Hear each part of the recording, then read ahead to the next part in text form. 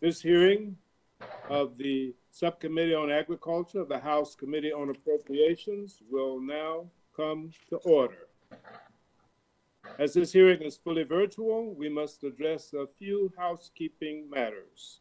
For today's meeting, the chair or staff designated by the chair may mute participants' microphones when they are not under recognition for purposes of eliminating inadvertent background noise. Members are responsible for muting and unmuting themselves.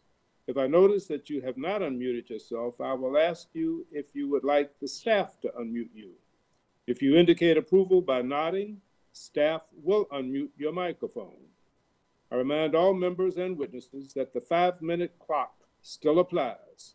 If there is a technology issue, we will move to the next member until the issue is resolved, and you will retain the balance of your time. You will notice a clock on your screen that will show how much time is remaining. At 1 minute remaining, the clock will turn yellow. At 30 seconds remaining, I will gently tap the gavel to remind members that their time is almost expired.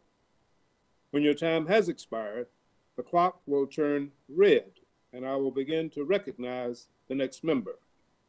In terms of the speaking order, we will follow the order set forth in the House rules, beginning with the chair and ranking member, then alternating between majority and minority.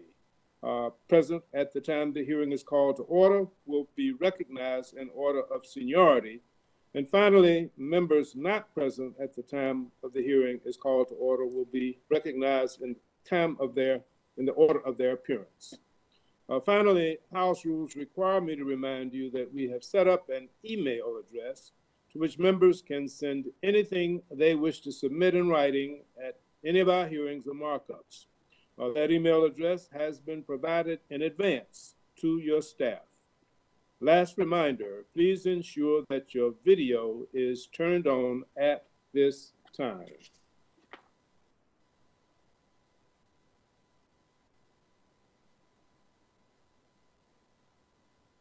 Good morning and welcome to today's hearing on USDA's research, education, and economics programs. As you know, the best decisions are those based in sound science. So I'm delighted to have our agricultural experts here with us today. Testifying before the subcommittee today is Dr. Shavonda Jacobs-Young, Acting Undersecretary for Research, Education, and Economics. Thank you for being here today. With Dr. Jacobs-Young today are current leaders of the Research, Education, and Economics agencies. Dr. Simon Liu, Acting Administrator for the Agriculture Research Service. Dr. Spiro Stefanou, Administrator of Economic Research Service. Mr. Hubert Hamer, Administrator of the National Agricultural Statistics Service, and Dr. Carrie Castillo, Director of the National Institute of Food and Agriculture. Thank you for spending the morning with us. Dr. Jacobs-Young, thank you for your distinguished service in support of agricultural research for USDA and our country. Your work has certainly not gone unnoticed.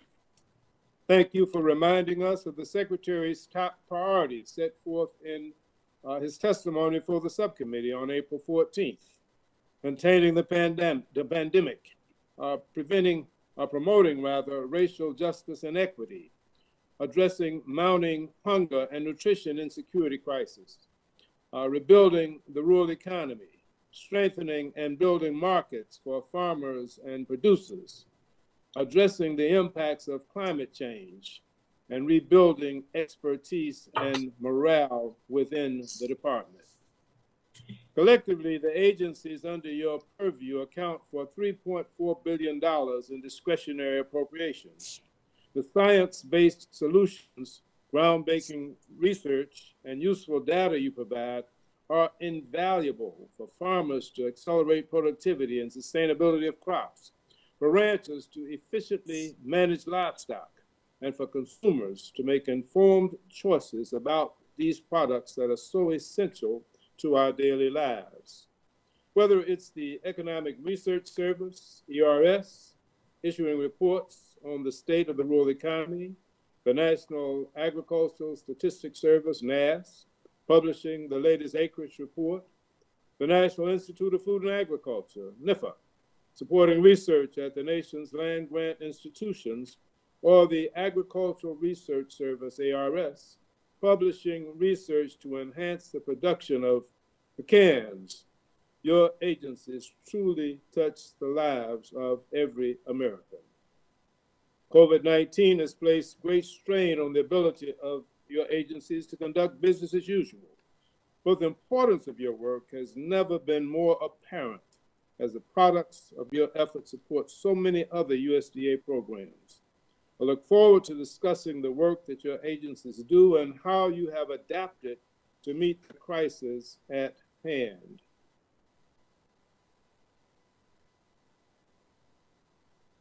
The coronavirus pandemic has not only has been placed in your way, but it's worth mentioning that the staffing issues that have resulted from the move of ERS and NIFA are an ongoing concern for our subcommittee.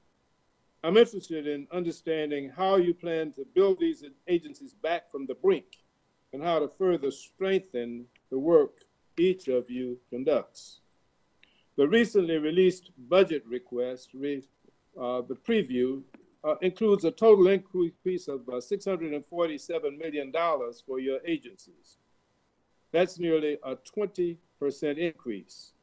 As I'm sure each of you is aware, the benefits from increases to research programs may take years to fully realize.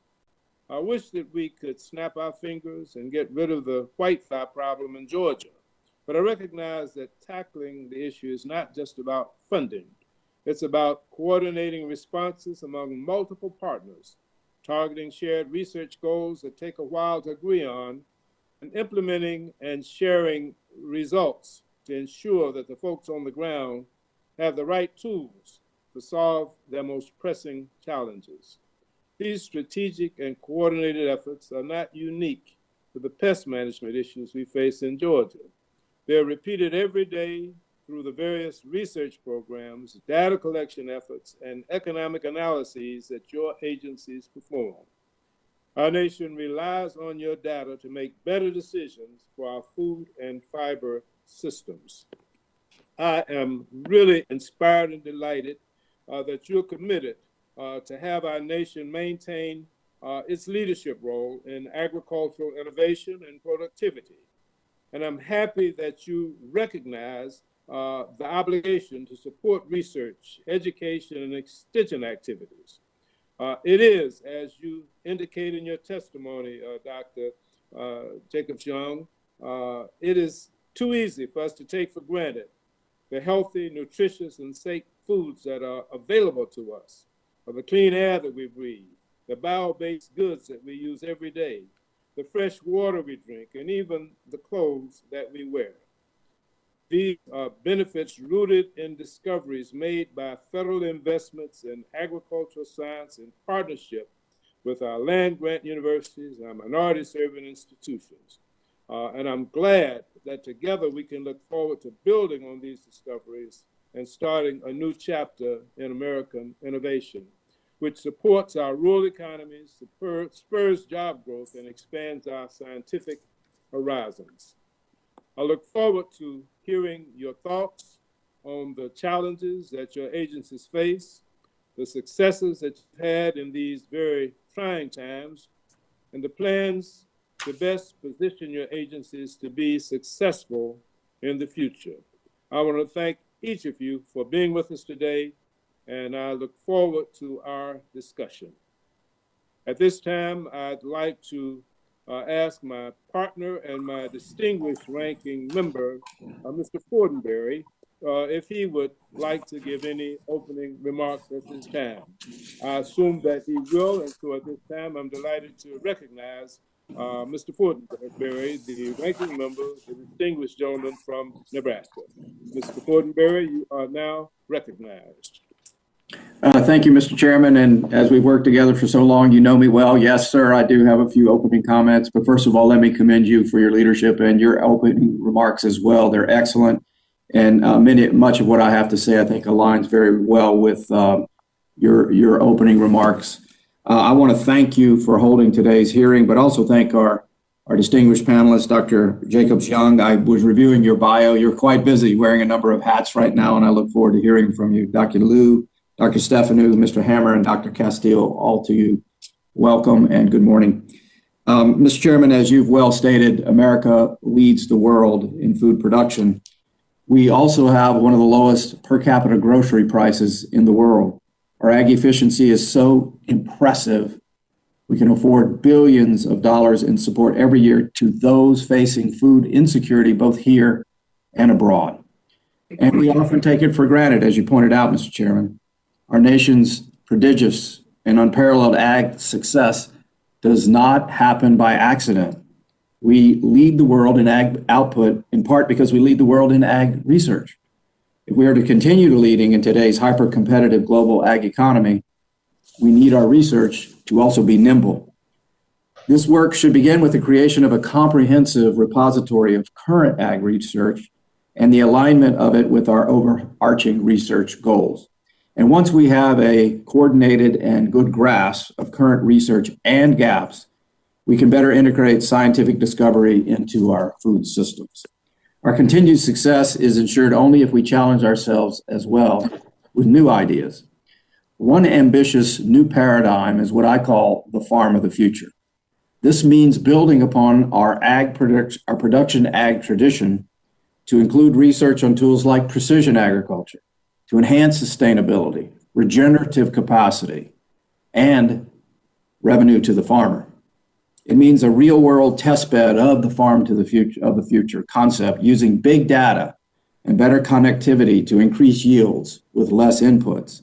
It means expanding our definition of agricultural education, wedding traditional ag sciences like agronomy, animal husbandry, and plant science with emerging sciences like environmental studies, conservation, and international development.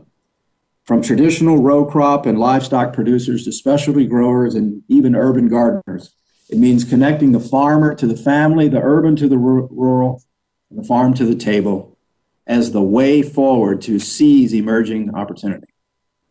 Mr. Chairman, by its very breadth and scope, this new paradigm requires innovative facilities and programs that address critical science gaps, develop and deploy climate-smart regenerative practices, and create decision support tools that are aligned with the USDA's science blueprint. Now, here's the dilemma. Fragmentation can stifle innovation. For instance, the Agricultural Research Service has 800 research projects in 90 locations. Greater coordination with this new vision could mean greater results. And I appreciate the chairman alluding to this in his opening remarks as well. Finally, Mr. Chairman, I believe to effectively implement this bold new vision, we need a high level of understanding of how it helps our diverse array of agricultural producers. It's why I continue to advance our Blue Ribbon Panel for Higher Education, Ag Education, that was funded in the last year's appropriations bill, to re-envision the mission of public land-grant universities and align it with USDA leadership to elevate an effective architecture for regenerative farming that respects tradition while inviting next-generation farmers to an innovative future, to modernize ag research, to make research more useful in the field, and to dramatically improve coordination between USDA and land-grant universities, including stronger consortiums between larger land grants and historically Black colleges. The product of this panel could improve research collaboration, transparency, and ultimately, as Ag Secretary Vilsack has informed us, shape policy in the next Farm Bill, as well as deliver important new value-added opportunity for students. Mr. Chairman, as the world recovers from the pandemic and increases its demand for premium ag products from America, we have an extraordinary opportunity to re-envision the future of ag research and education and remain at the forefront of agricultural sciences and leading the world in agricultural outcomes. Thank you, Mr. Chairman. I yield back. Thank you very much, Mr. Fortenberry. We are very fortunate to be joined this morning by the chair of the Appropriations Committee, Ms. DeLaura. She has exhibited tremendous leadership of the committee, and of course, she has great experience having been a leader on this subcommittee for many years. And so at this time, I'm delighted to recognize for any comments and remarks that she would like to make the chairman of the Full Appropriations Committee, the gentlelady from Connecticut, Ms. DeLaura. Ms. DeLaura, you are now recognized. Thank you so much, Mr. Chairman, and thank you for your kind words. I'm appreciative of you and Ranking Member Fortenberry, for both of you, for your continued leadership of the subcommittee, and especially with this hearing on scientific research at the U.S. Department of Agriculture. To you, Dr. Jacobs-Young, welcome to the Appropriations Committee. We look forward to your testimony on the administration's discretionary budget request for the department's research, education, and economics mission area. I appreciate you and the colleagues who are with all of us today, Dr. Liu, Dr. Stefano, Mr. Hammer, and Dr. Castillo. Thank you all very, very much. You know, the investments we will be making within this mission area are as part of the 2022 appropriations bill. These come at a very critical time.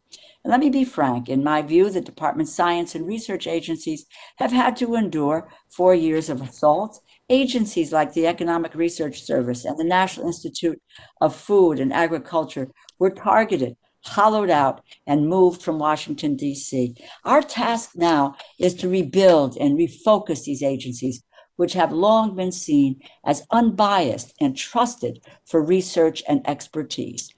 And we now have an administration that believes in the role of science. Dr. Jacobs-Young, as you have pointed out in your written testimony, science is so critical to American agriculture and to addressing the challenges that we face throughout the food system. That is why I've long been concerned by the declining levels of public funding for agricultural research and development in the United States, especially during a time when our global competitors have done just the opposite. For example, spending by the Chinese government on agriculture R&D surpassed that of the U.S. in 2008 and more than doubled by 2013. And despite this, agriculture science and research is as important now as it has ever been. The problems we face, ensuring enough food for a growing population, addressing the existential threat of global climate change, transforming our food system from being reliant on extractive and exploitive practices to being regenerative and restorative, these all have a common denominator. Scientific breakthroughs hold the solution. And I look forward to seeing these premier scientific agencies play a significant role in tackling these issues. I also want to say a thank you for your agencies for the work that they have done over the last year and for the work they are continuing to do. The COVID-19 pandemic created the greatest public health and economic crisis in a generation. But USDA scientists did not miss a beat. Their insight and expertise were critical in understanding the true impact of the pandemic on families facing hunger, on America's family farmers and ranchers, and on local food systems and supply chains. So I'm eager to hear more today about the administration's request for the REE mission area and how these investments might sustain and improve the farmers and families in my districts and districts across our country. And with that, I again thank you, Chairman Bishop and Ranking Member Fortenberry, and I yield back. Thank you very much, Chair DeLauro. Dr. Jacobs-Young, without objection, your entire written testimony will be included in the record. And I recognize you now for your statement, and then we will proceed with questions. Dr. Jacobs-Young, you are now recognized. Thank you, Chairman Bishop, Ranking Member Fortenberry, and Chairwoman DeLaura, and members of the subcommittee. My name is Shavonda Jacobs-Young, and I am the Acting Undersecretary for Research, Education, and Economics at USDA.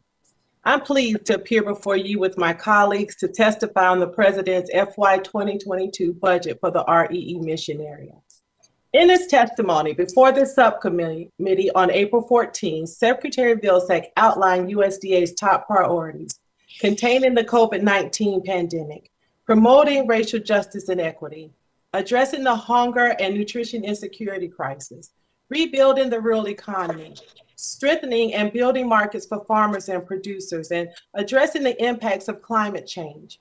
He also emphasized the need to rebuild expertise and morale within the department.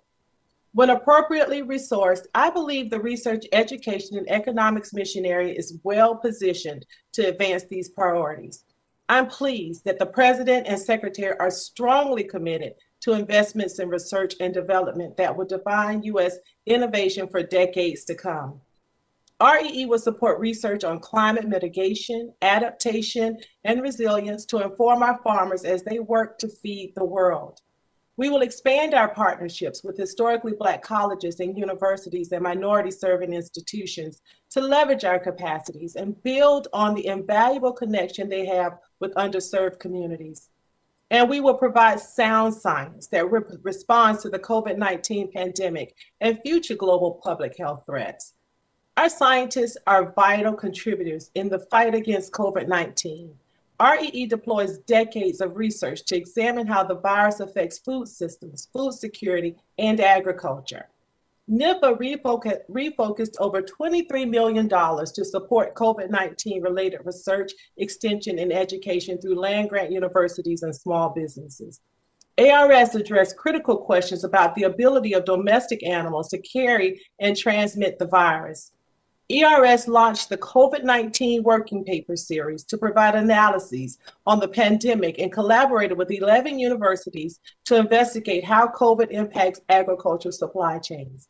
We are grateful for the more than $140 million provided to REE in the December Coronavirus Response and Relief Supplemental Appropriations Act to shore up hunger relief programming and support farmers. These funds deepen our investment in research to improve resiliency in the future and strengthen local and regional food systems.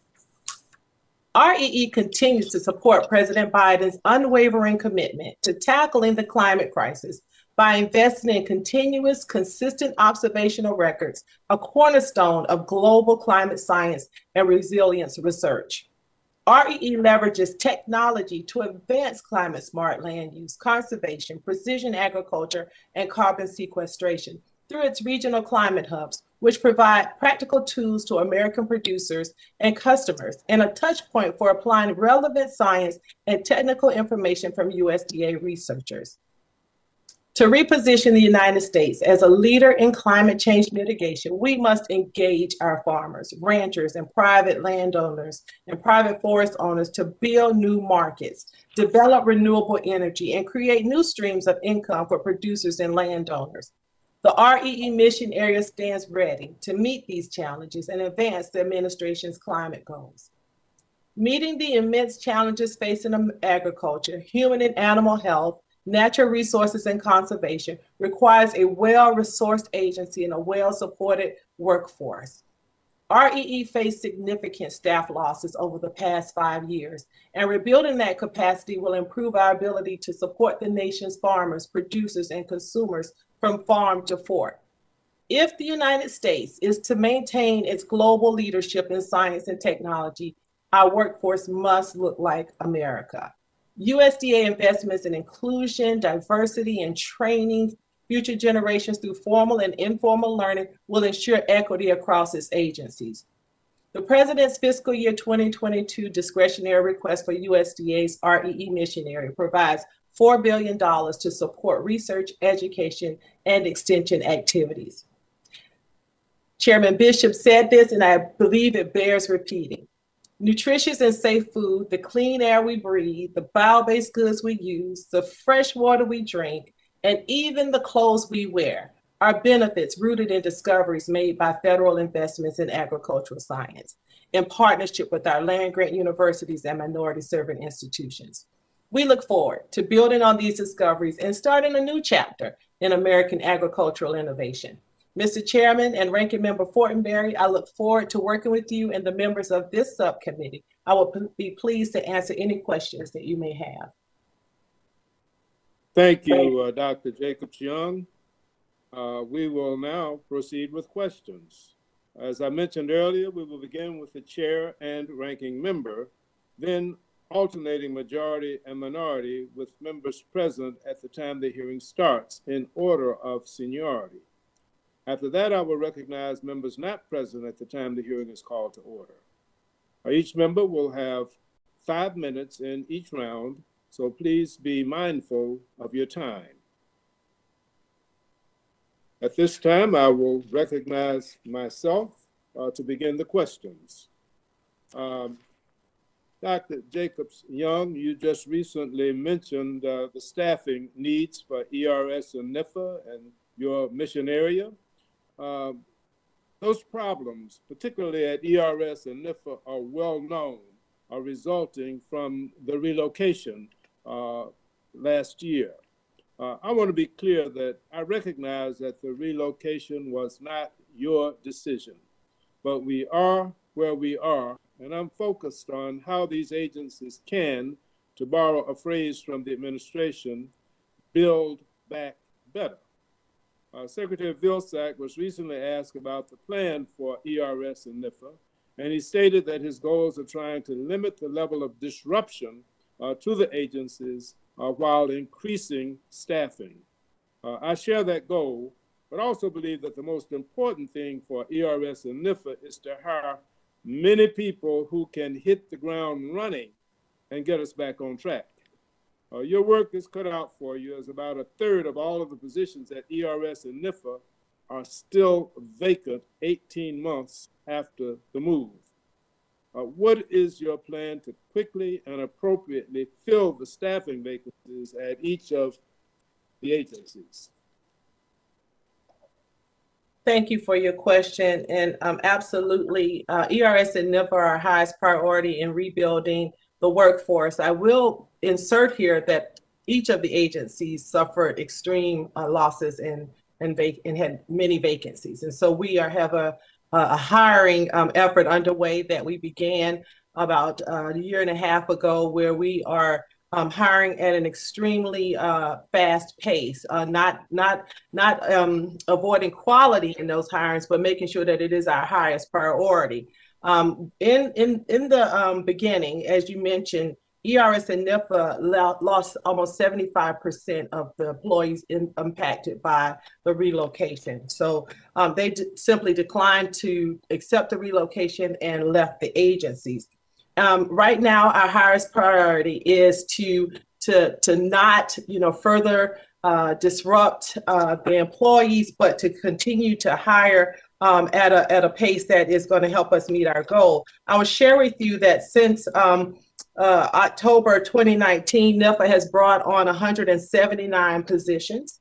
ERS has brought on 96 positions. And before the end of the fiscal year, we plan to bring on a total of another 100 positions, about 50 in each agency.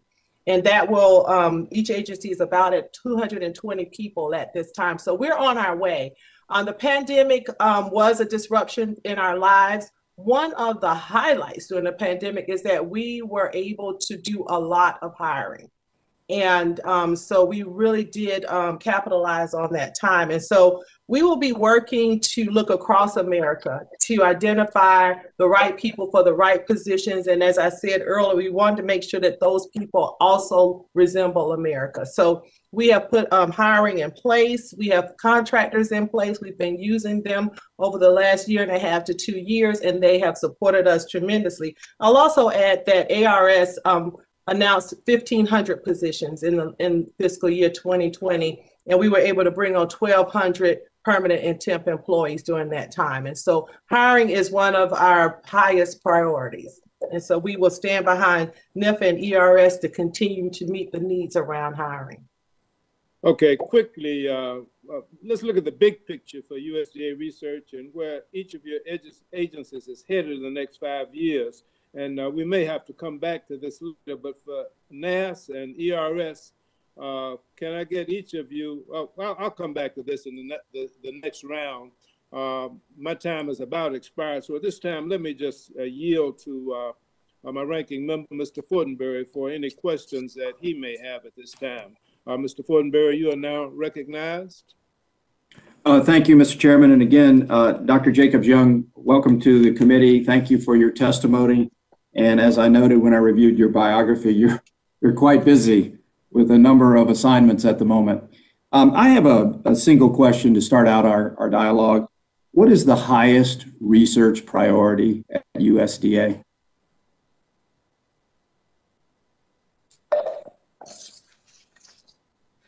That's a complicated question because, yes. As you know, our researchers are responsible for supporting every aspect of agriculture. And right now, one of the biggest cross-cutting priorities is climate change.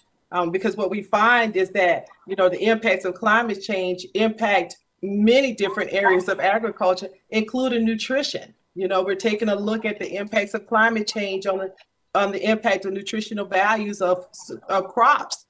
So I would say our highest priority right now is responding to and being resilient in the face of climate change.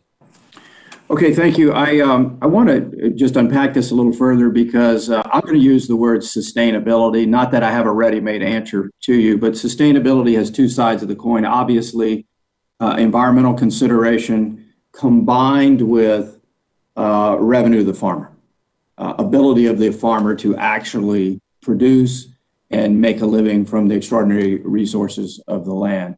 So the reason I'm pointing this out is, and in my testimony, trying to push conceptually at least the idea of the farm of the future, which enhances precision agriculture, which builds upon our strong ag tradition in terms of row crop and livestock production, and then invites others as well to expand the ag family into specialty crop productions, and again, creating regional economies, local and regional economies to reconnect the urban and the rural, I think are all the exciting leading edge things, in which if we can have more singular focus on this conceptually, I think we go a long way toward answering a lot of the various, as you rightly point out, complexities of agricultural research. So that's just my little speech, but I wanted to get that in front of you to know, for you to know how I am thinking about this as well. Secondly, what is the most important research discovery recently made?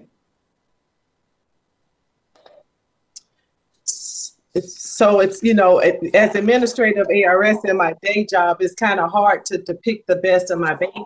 But I will share with you some of the outcomes, some of the impacts that we've had recently. I think about our development of the African swine fever vaccine and being able to disseminate that technology and to commercial entities to begin to support the production of an African swine fever vaccine. Think about our work in the COVID space. Right away, ARS researchers were able to pivot and conduct research to let us know, does common poultry, do cattle, do swine, are they susceptible to the virus, and can they then transmit the virus to producers and others? The work of NIFA and getting those $23 million worth of grants out the door in a very big way and very fast, which typically is not the case. Sorry, I'm getting a lot of feedback. I can't hear myself. So I think about those things, and then I think about the Asian giant hornet. And so when we talk about, being able to be, one of the beauties of infrastructure in intramural research agencies is we have the capacity in place to quickly pivot to respond to emerging threats. The Asian giant hornet reared its head in the state of Washington. We were able to go back to our coffers, look at our research, and quickly develop a lure that captured the Asian hornet and trapped it back to its nest and dealt with the issue. So if I could just stop you there. Thank you very much. I think what we're doing is we're both probing the idea here that we've got two missions at once. One is to respond to emerging needs, as you're rightly pointing out, in terms of the possibility of plagues or problems that are emerging in food delivery. And as I'm trying to state, tether ourselves consistently to an overarching framework so we advance this greater cause of revenue to the farmer, sustainability of food production, as it has all types of consequences for the environment as well. One quick question before my time runs out. You had referenced this in your testimony as well. We're looking at better coordination between land grant institutions and minority serving institutions. What are your initial ideas in this regard?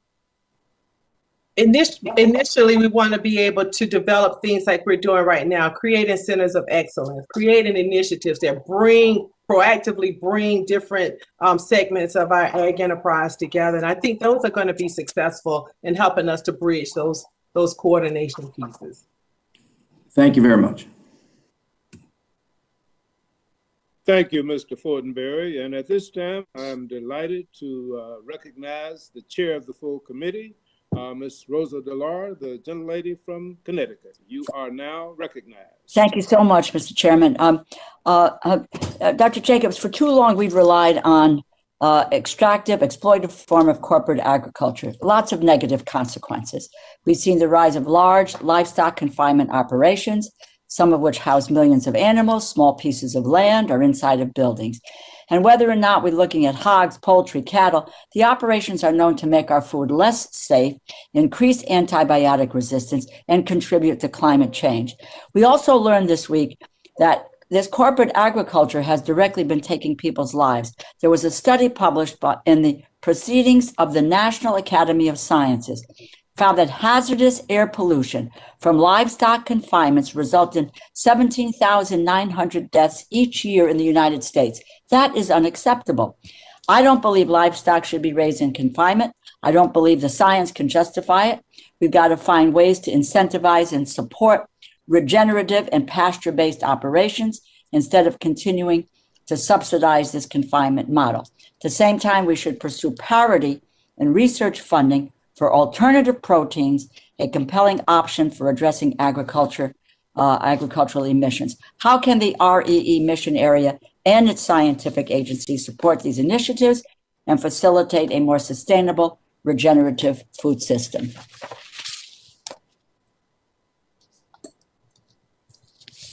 Thank you for your question. I did read the Washington Post article. I unfortunately have not had an opportunity to read the full study. I had a lot of questions after reading the Post article, and I hope they'll be answered after I see the entire study. So at this point, I'm not in a position to make an informed opinion on this study. And in the area of regenerative agriculture, I really would like to bring in the heads of our Agriculture Research Service and our National Institute of Food and Agriculture, and we can talk a little bit about the work underway. Dr. Castile with NIFA.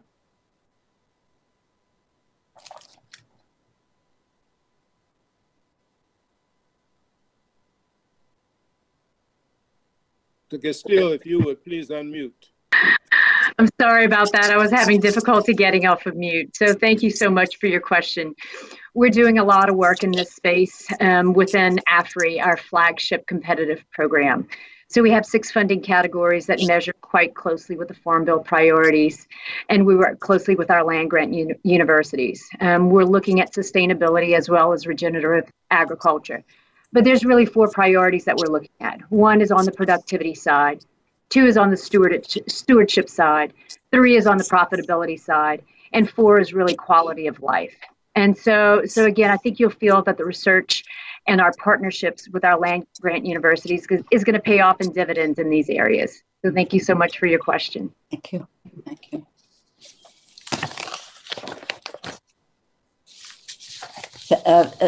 Thank you. I have, I don't know if anyone else is going to speak, but I have a question on nutrition that I wanted to pose to Dr. Jacobs. Yeah, fantastic. We can move on to nutrition. Thank you. Okay. Thank you. Recent study, school meals are now the healthiest source of food consumed in the U.S. It's an achievement. It was made possible by USDA implementing the nutrition standards that resulted from the Healthy Hunger Free Kids Act, which the Congress passed. Despite the improvement, we still face a nutrition crisis exploited by the COVID pandemic. And you know that there's a study again from Tufts that found that 2/3 of hospitalized COVID-19 patients had diet-related diseases, including heart disease, diabetes, obesity. So What work has been done within REE on improving nutrition and diet quality of Americans? What have the findings told us about the sort of policies we should look at? I'd be interested in hearing more about your coordination and collaboration with your federal partners when it comes to nutrition research. Not very much time left, but so tell me. I'll move very quickly just to share with you, with our six nutrition center, one of them being the Tufts Nutrition Center, we provide a lot of data to our partner agencies, the Food and Nutrition Service, Food and Drug Administration. One of the things that is our expertise in USDA is really using decades of data to determine, what are the guidelines and the guidance for helping people to eat healthy, to avoid chronic disease, to avoid being vulnerable. And so we're working with FDA, with the Food and Nutrition Service, and with our other colleagues to provide the data from the fundamental data from those nutrition centers. Okay. Thank you. I've run out of time. I thank you very, very much, and I will provide some questions for the record. Thank you, and thank you to all of your colleagues here this morning. You do wonderful, wonderful work, and we can't move forward without you. Thank you very much. Thank you. Thank you, Chairman.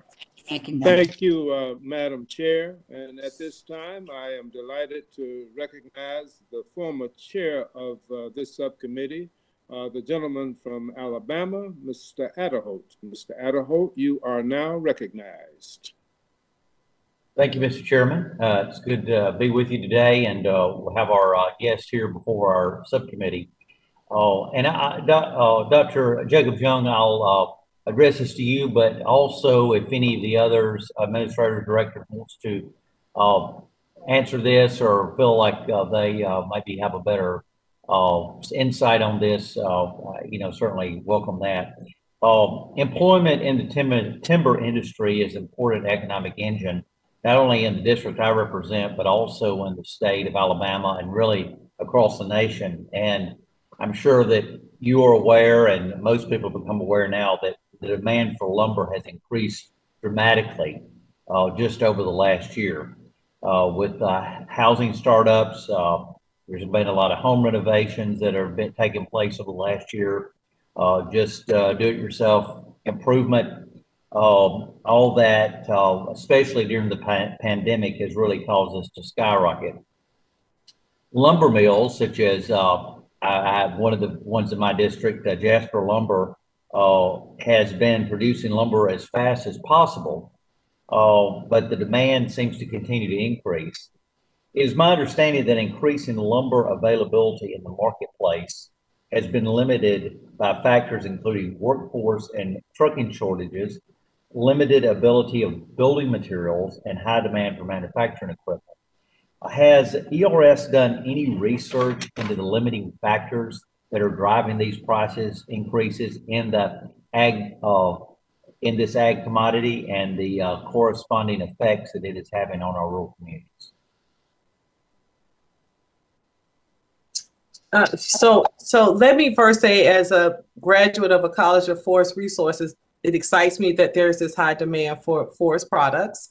Lumber is a wonderful way to store carbon. So this is, so there's some positives to this. I'm going to ask Administrator Stefanow to give us some insight onto if there are any studies out of ERS.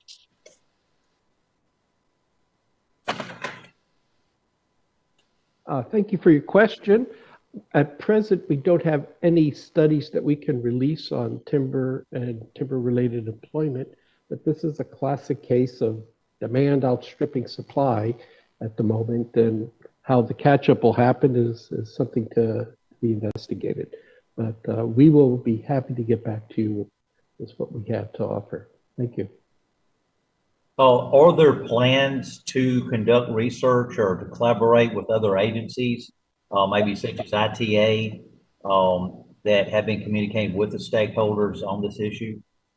So I think that, we have our close friend, Dr. Alex Friend, who is head of research for the Forest Service, and this would fall right in their bailiwick. And so what we can do is reach out to Alex and determine what we can find and get back to you on it.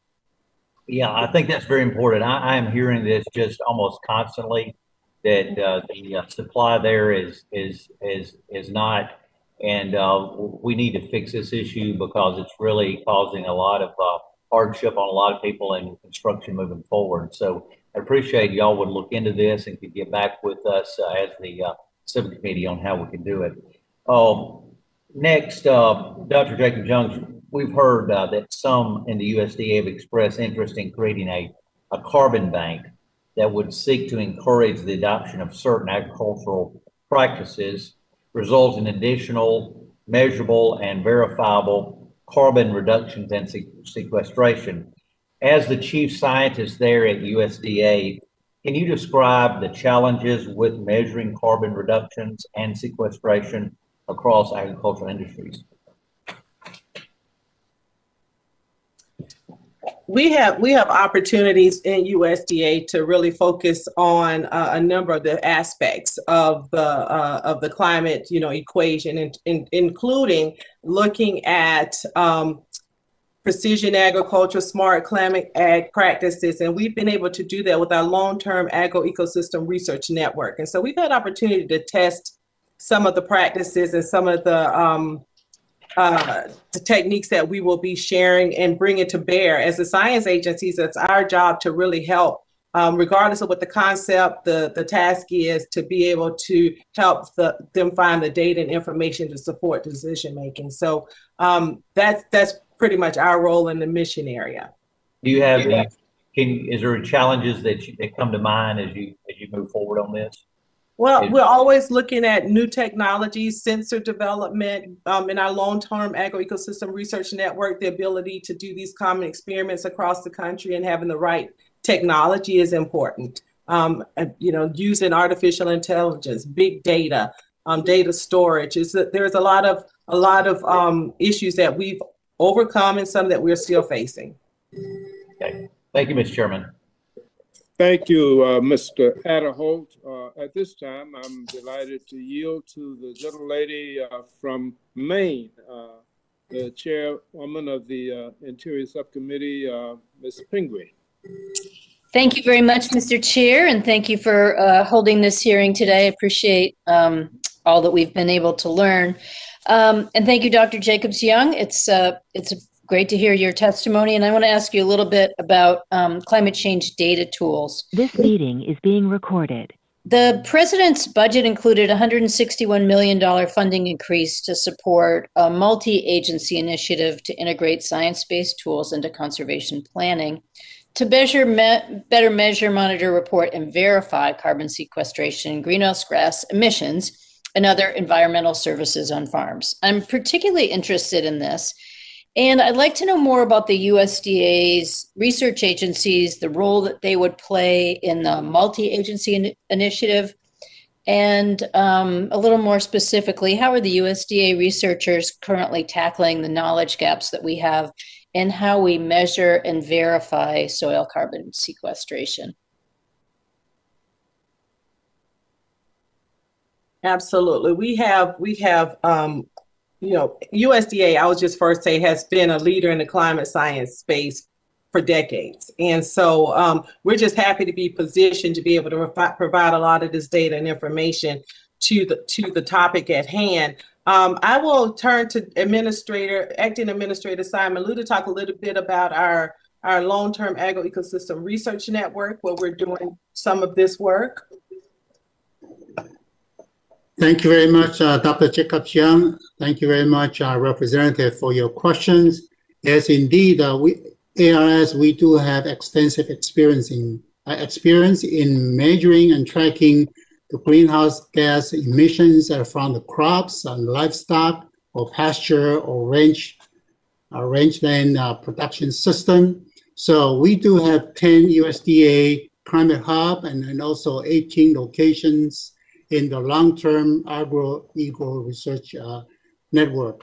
So those are the key players in the effort across the country, and to work with our local producers and the stakeholders to study the carbon emissions and also greenhouse gas emissions, and to develop a management adaptation suitable for regional production. So we are very excited about it, and Looking forward to work with you and your staff on this very, very important topic. Thank you. And we will have more information as the detailed budget is available. We'd be happy to come back and meet with you about the overarching initiatives that will be included in the budget.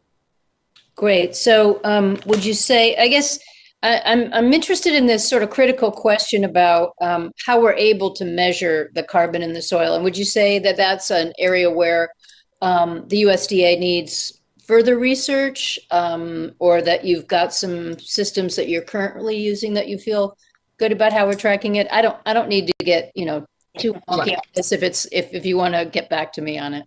Yes, and it is an area of research. And I talked a little bit about sensors. And so we're trying to automate a lot of this. And so it's an exciting area of research. I'd be happy to talk more about it. Great.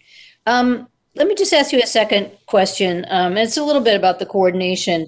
During the last administration, the Office of Inspector General actually was trying to assess whether policy changes resulted in the suppression of any climate change research.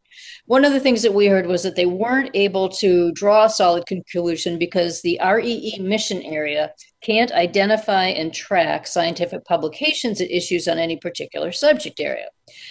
So given that, this is a real focus of your agency on climate change, I'm concerned about the lack of coordination between the USDA's research agencies. So how do you plan to improve coordination of climate change research within the REE mission area, across the USDA, and then also across the federal government? So some 4 or 5 years ago, we developed a mechanism, a model after the NIH PubMed. It's called PubAg. So all of the ARS federally funded research papers are housed and available online from the ARS scientists. We also are working very closely with NIFA. As you can imagine, it's easier for us to collect the information from our scientists. We've assigned ORC-IDs. They have digital identifiers. We harvest that work into our PubAg, and we have Ag Data Commons where we store our data sets. We're working with NIFA right now since January, since I've been in this seat, and we are pulling them into PubAg. And as you can imagine, it's much more difficult with scientists all over the country at institutions all over the country. So this is a little bit more complicated, but luckily we've had some practice. And so stay tuned. We expect to be able to show all of those publications from NIFA, ERS, and NAS as appropriate in our systems. Great. Well, I'm happy to hear that. And thank you again for your work and your answers. And I yield back, Mr. Chair. Thank you, Ms. Pingree. At this time, I'm delighted to yield to Dr. Harris of Maryland. Dr. Harris, you are now recognized. Thank you very much, Mr. Chairman. Let me ask about a couple of areas of research that are ongoing. One is of concern is that AgARDA, the Advanced Research and Development Authority, was established in the 2018 Farm Bill, but has not yet. We're still awaiting the report, the strategic plan from the department. It was supposed to be 180 days after that Farm Bill. It was supposed to have a strategic plan now after the 21 Omnibus Bill. Do you know when this strategic plan is forthcoming? Because I think one thing the pandemic showed us is that we do need to have an aggressive research position, government-funded research that might not be funded by the private sector in anticipation of threats to our agriculture system or agriculture-based diseases. Absolutely. We're very excited about the concept and the vision for AgARDA, this opportunity to look at big, audacious challenges, ones that we haven't been able to get our arms around before in the past and won't typically be picked up by other segments of the industry. And it's very much in the bailiwick of the government agencies. The Secretary, by the way, is fully behind this vision, and so we're very excited about it. We have been working with the stakeholders and working with some of the committee staffs and the member staffs to talk about what should be sort of the direction for this plan. And we're in the process of developing it, and be happy to come back and have a conversation with you. We do believe that when this project or when this effort is appropriate resource, we will be able to have tremendous impact on transforming agriculture. Can I ask, was any funding included in the president's budget? $5 million was included in the president's budget. Okay, 5 million, but the authorization is up to 50, so hopefully we can get moving on some of that. One other issue that's of interest is that the ARS alone will spend over $100 million on nutrition research this fiscal year, but we're still using a pretty non-scientific 200-year-old body mass index, the BMI, to determine obesity, and use that as a proxy for, to some degree, for overall health. In fact, some states are even using it as a measure for vaccine priority. But as you probably realize, BMI is a very crude estimate that, for instance, people who have a lot of muscle mass will be determined to be either overweight and occasionally even obese based on muscle mass because of the way BMI is determined. Has USDA conducted any research on this health measure? And if so, would the department view the development of a better tool as a priority as we go forward in analyzing nutrition and nutrition research? Absolutely. As I mentioned before, we have these 6 nutrition centers that cover nutrition needs from cradle to those of us well over 50. And so ARS is collaborating with the U.S. Health and Human Services on a more personalized or precision nutrition aspect of this conversation. Really, we are looking at, and I think COVID-19 was a great example of pointing out some of the connection between obesity and chronic conditions and how we need to be able to better use precision nutrition to provide the guidance. The BMI it works, but precision nutrition is a better way to go. My precision nutrition is going to be different than your precision nutrition. And so we are definitely working on ways to be more, I would say, personalized in our approach to nutrition for each individual. And so well, good, because I think the BMI is just is outdated now. We should have much better ways to determine who in fact is overweight and obese. You know, finally, I have a big problem that's growing into Maryland, the chronic wasting disease. So CWD, which is affecting, of course, deer, beginning to affect deer in the state of Maryland. But, it's unclear whether or not this is ultimately a threat to humans or a threat to livestock. Can you tell me what's the department doing to further investigate chronic wasting disease and to determine, first of all, whether we can develop a test to rapidly test, or is there concern that it will cross over into humans and livestock, a concern that, again, that the COVID kind of brought into light, that these diseases can occasionally jump between species and, in fact, into humans? We do have work underway on chronic wasting disease, and would be happy to follow up with you after the hearing to talk about the work we have underway. Okay, thank you very much. I yield back, Mr. Chair. Thank you very much, Dr. Harris. At this time, I'm delighted to yield to the gentleman from Wisconsin, Mr. Pocan. Mr. Pocan, you are now recognized. Thank you very much, Mr. Chairman. Let me start with, I was very glad to see the President's budget request include a robust investment in agricultural research. I'm very proud of the groundbreaking agricultural research that's done at UW-Madison, and the ARS has been a great partner in that. One challenge, though, is that the facilities that the University of Wisconsin and the ARS researchers work in are in terrible condition. It's a World War II building. We had Secretary Perdue come out in the last administration and visit it. My only regret is they swept the cockroaches out before they showed it to him. I'm hoping that we could work together to update these facilities. I was hoping you could describe the state of our ARS facilities and what do you need from Congress to make sure that we are on par with the excellent research that's being conducted by the ARS. Absolutely, and thank you for the opportunity to address this issue. ARS has over 3,000 buildings, some $5 billion worth of buildings and facilities, with an average age of 48 years old.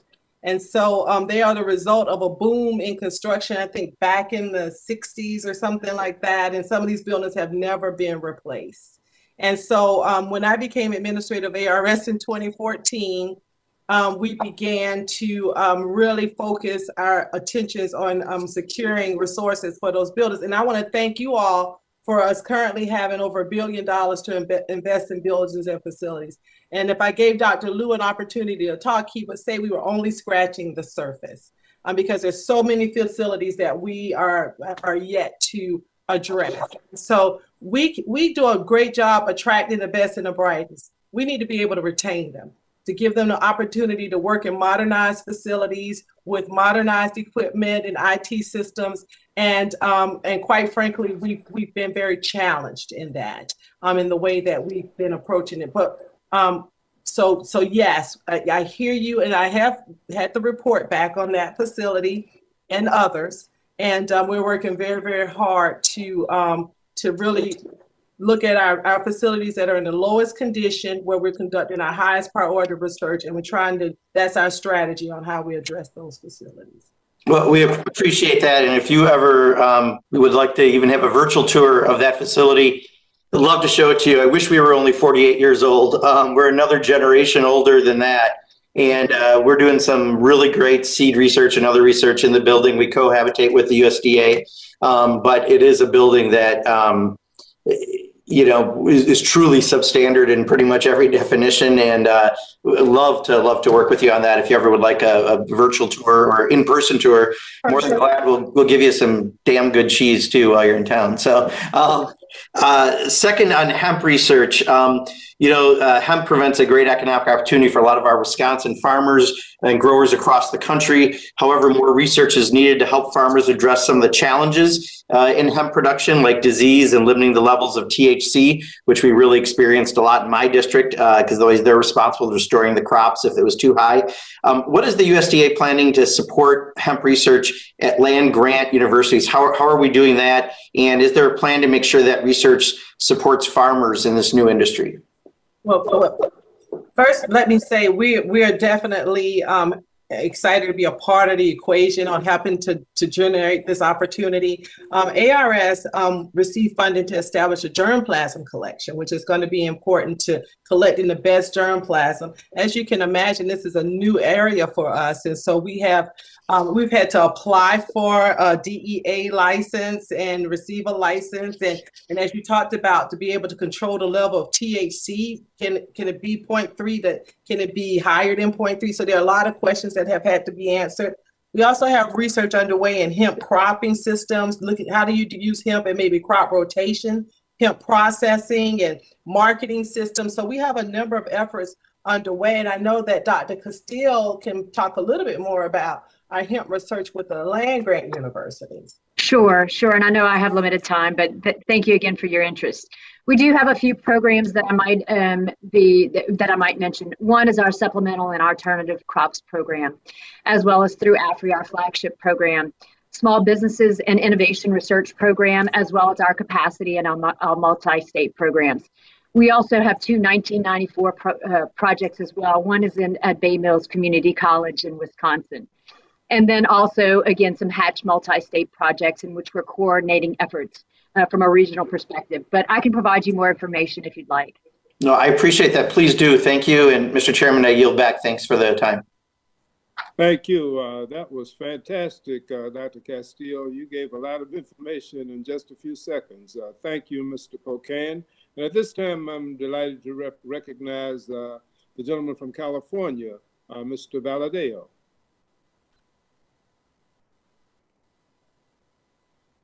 Mr. Valadeo, you are now recognized.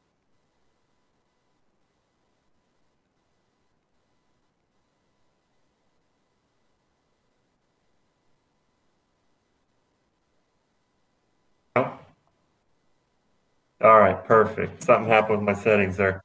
Thank you, Chairman, and thank you, Dr. Jacobs-Young, for attending, and the rest of our guests.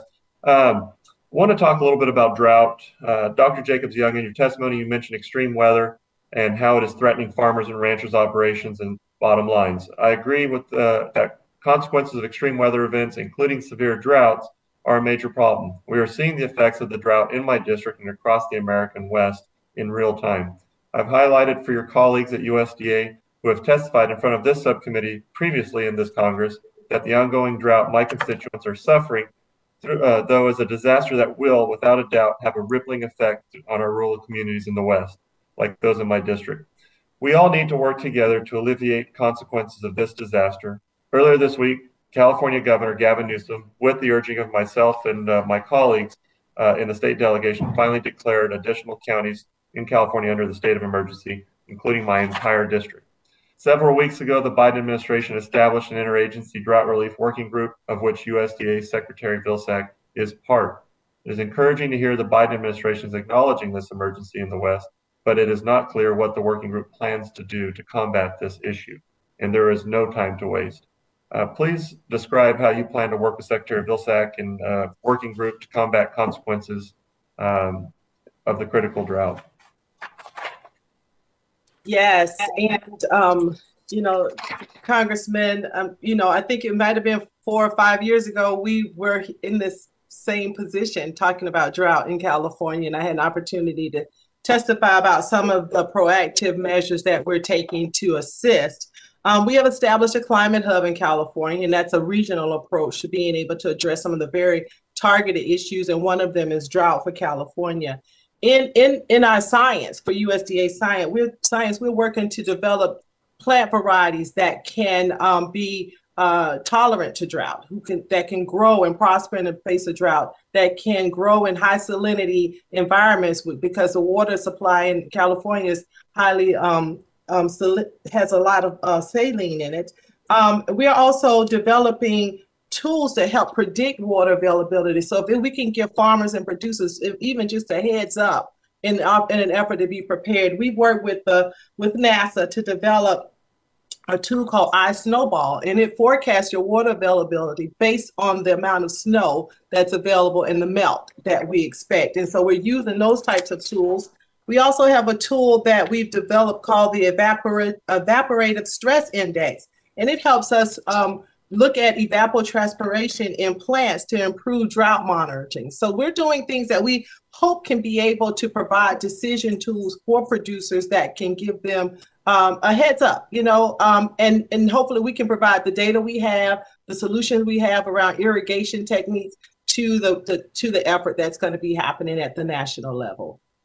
I appreciate that. Obviously, research in drought-tolerant crops is something that's very useful, and a lot of the irrigation techniques is something that is being implemented and continues to be implemented across more.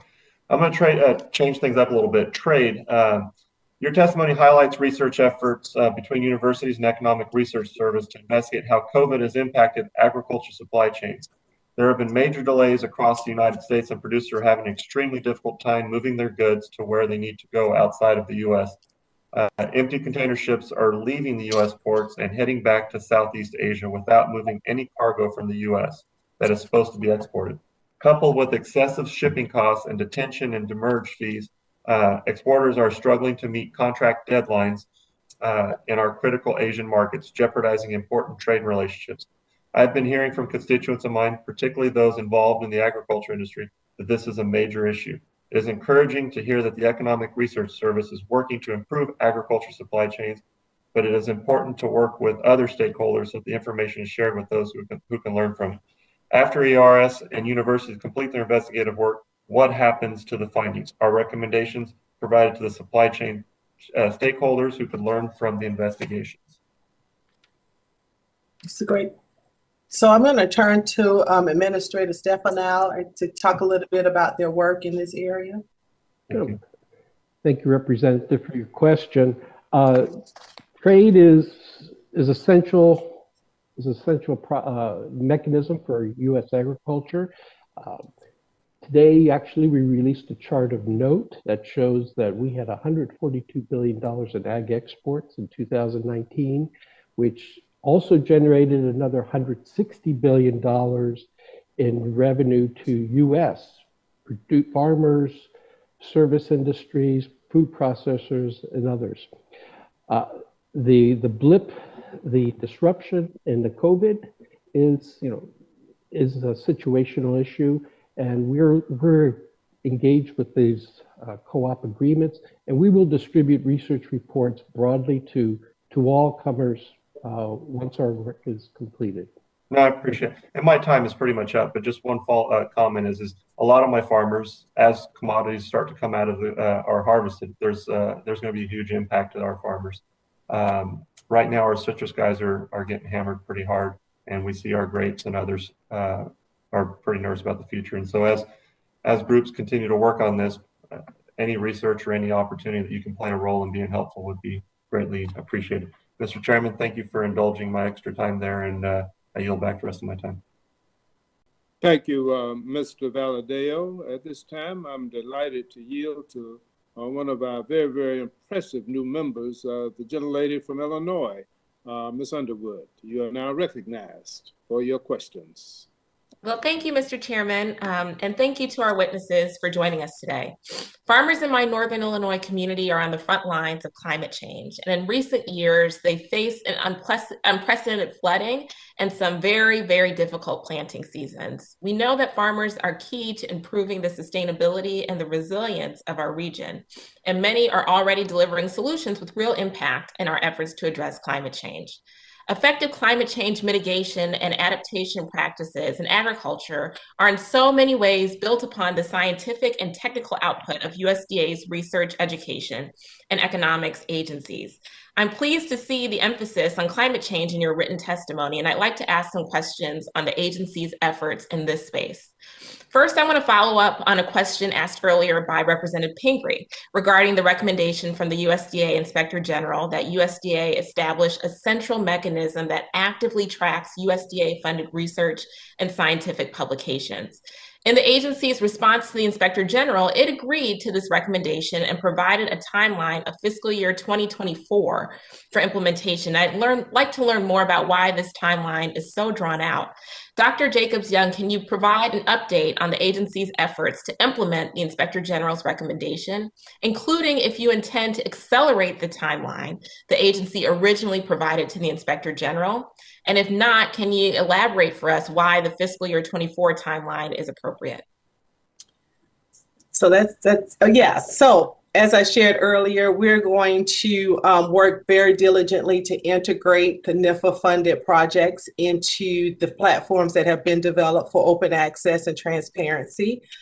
We've been very busy in the last 6-7 years, really digitizing all of our collections, collecting all of our peer review publications, our data sets, and our new platforms called PubAg and Ag Data Commons. We think that's a great platform for NIFA work. While I'm sitting in the seat as acting undersecretary, we're going to work very hard to get them integrated into those platforms. We already have a proof of concept. We've already been doing it very well, and we think that that's an opportunity. And so if that accelerates the timeline, I think that's going to be good news for all of us. Fantastic, thank you.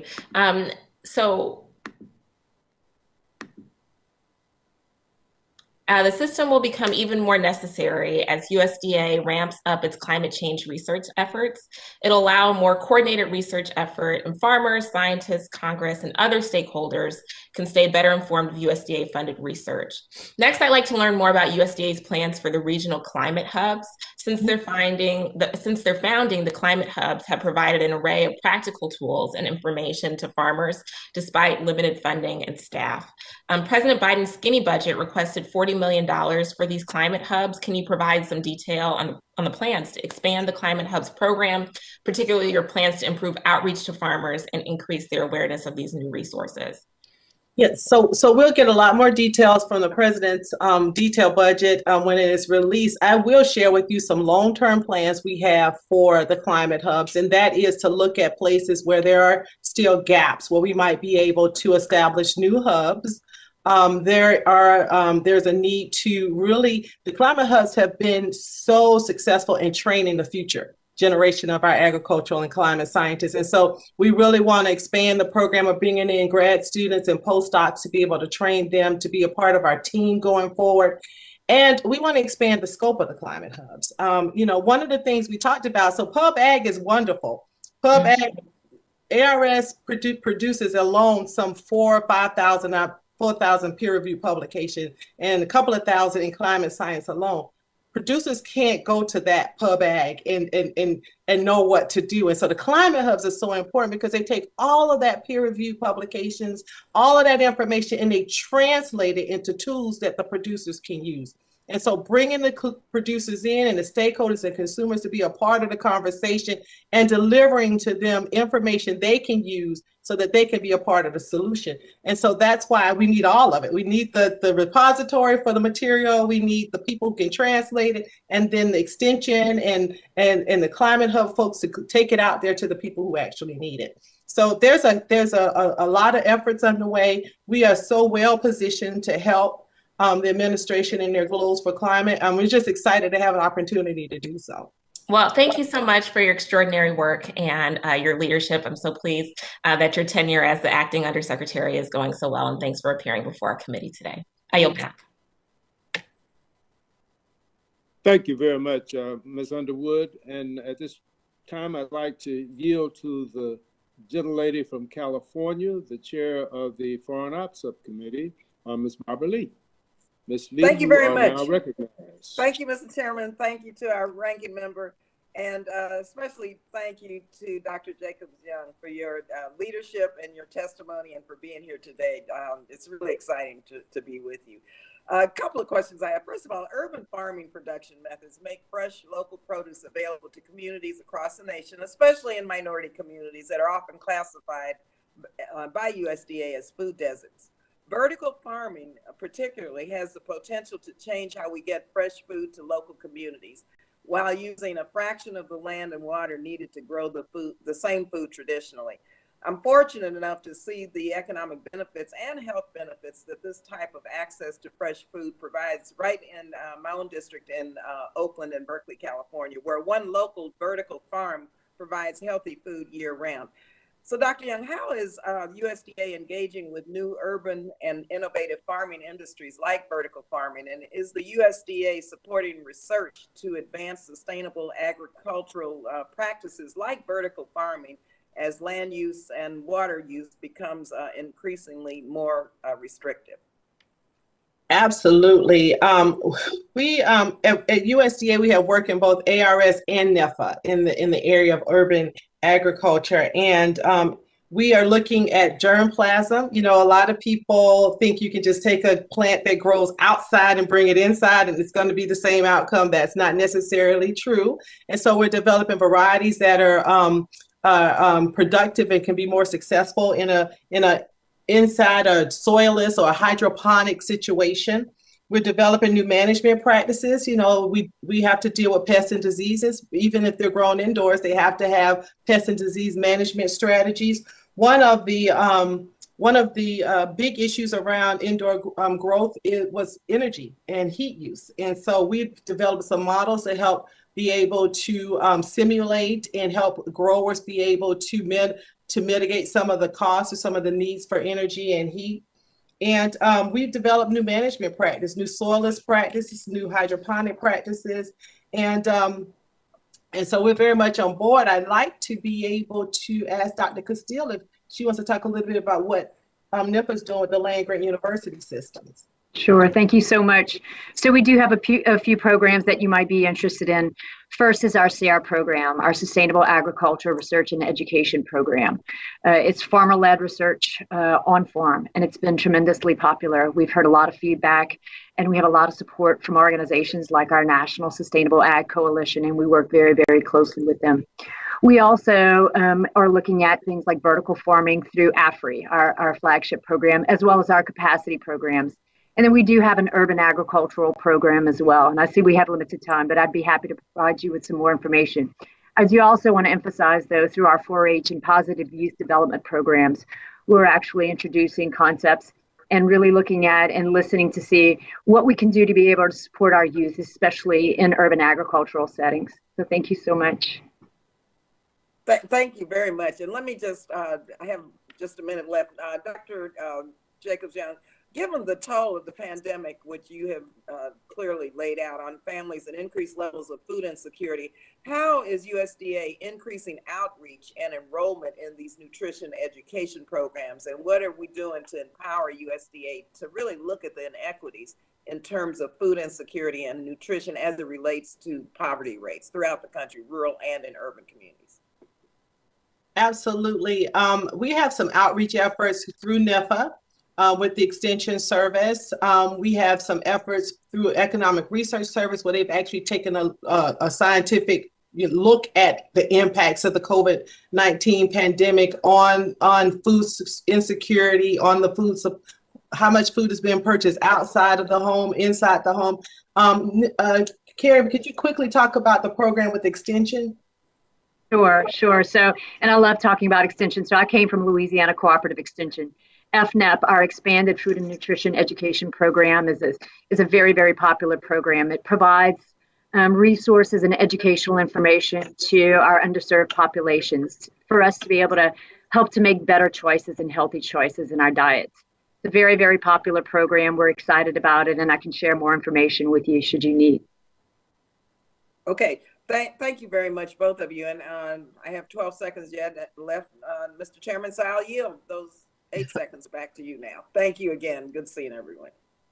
Thank you, Ms. Lee. And at this time, I'm delighted to yield to the chair lady of the Defense Subcommittee of Appropriations, Ms. McCullum, the Thank you, lady Mr. from Chair. Minnesota. Thank you. Thank you so much. I'm not going to get into Mr. Pocan's offer of cheese, but we have a lot of great dairy products in Minnesota too, the home of Land O'Lakes. I would like to kind of switch gears a little bit and talk about 2 items. The Research, Education, and Economics mission, it's very key to what you do in USDA. It's helping rural communities rebuild and combating climate change. And we have a lot of that work going on at the University of Minnesota. So I'd like to take a minute to talk about the Forever Green initiative. And what's exciting about that is it's a multi-sector partnership. It's hosted by the University of Minnesota, brings together groups like Friends of the Mississippi River, Minnesota Farmers Union, Minnesota Department of Agriculture, the Intertribal Agriculture Council, and so much more. And part of what they're working on is the continuous living cover on farmland. And the Midwest crop production, by and large, is row crops, corn and soybeans. And as people know, these are harvested in the fall. And what that means is that now we have bare soil, following the year's planning, and it can lead to all kinds of challenges that I know the USDA is working on: soil health, erosion, pollution runoff, something else that we work on a lot with ag and the Minnesota Department of Natural Resources is wildlife habitat. Can lead to nitrates in groundwater and a whole lot of things. So Forever Green's working on developing the perennial and winter tolerant crops. And I heard you talking about hemp just a few minutes ago, maybe in the off season, not only to help with climate change, but, helping our soils be more resilient. So I'd like you to tell us a little more about, from the Research and Education Economics mission, what are you doing to support partnerships like Forever Green? My second issue is a follow-up on a great hearing that the chair had last week on rural development. And we were talking about, what we need to do to keep rural America strong. And I'd like to know a little more about, how broadband ties into this issue in particular, and that's tribal colleges and universities, and probably for HBCUs and other higher education learning institutions, which I have supported funding for in the past. But I would like to understand more about your research and education extensions, especially at tribal colleges and universities. They were only given land grant status in 1984. And at that time, 1994. And at that time, there were only 26 of them. Now there's 35 TCUs and have been given this designation. The funding for these research grants has not been meaningfully increased, and it's not been adjusted for inflation. And so it puts Indian country behind some of our other minority serving institutions. So maybe kind of give me a taste for what might be in the budget, or follow up with the committee on what you're doing on these 2 projects. Thank you, Mr. Chair. Okay, great. We recently had a 2-day tribal consultation with hosted by USDA, and we had a wonderful opportunity to hear from the tribal community about the things that are important to them from a research education perspective. We heard the need. We heard the need for additional support. The ask for that. We heard the desire to grow their own as experts. And so what's happening is that the students come out and then they stay and they go out to the university outside of the community, and they stay outside of the community for the most part. And what they want to do is have the capacity internal to the Native community is to train and grow their own experts so that they have a pipeline of people that stay and help grow their expertise. In USDA, ARS, NIFA, ERS, and NAS, we heard from them a number of things that we can do to be better partners for the Native American community. Talked about germplasm. I talked about germplasm a little bit earlier. Working with the Native American community to preserve germplasm that's important to their culture. We're looking at the American buffalo and some of the other germplasm that's unique. But that could also teach us some things about how to respond to drought, how to respond to floods, because they've been doing it for a long, long time. And so we have a lot to learn from how they have done production management practices. And so we're going to be working with them, and we'd love to follow up with you on what we plan, what our new plan is going to be. Great. Mr. Chair, they can get back to me on the Forever Green. Thank you for the time, Mr. Chair. I appreciate the testimony. Thank you very much, Ms. McCollum. At this time, I'd like to recognize the gentleman from Texas, my good friend, Mr. Cuellar. Mr. Cuellar, you are now recognized. Thank you, Mr. Chairman. Thank you to you and the ranking member and to the members of the committee. Thank you for being here, to the witnesses. And I would like to ask you some questions dealing with the border area. In the Lower Rio Grande Valley, we got a couple of threats to the citrus.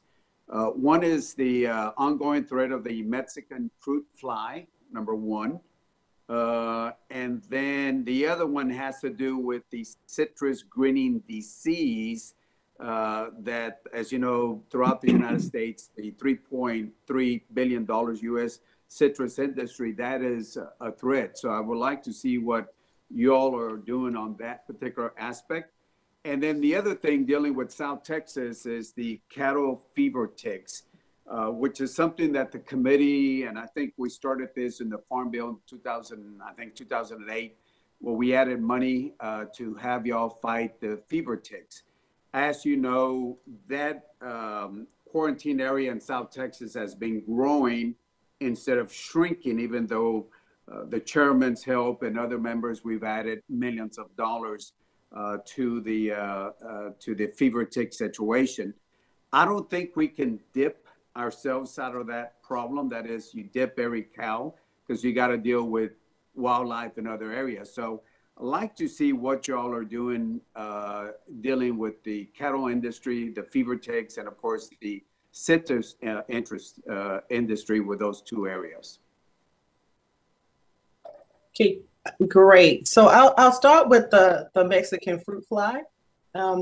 We have been working very diligently to bring on new experts. We're hiring 2 new experts in one of our facilities, I think in Hawaii, and another one there closer to Texas.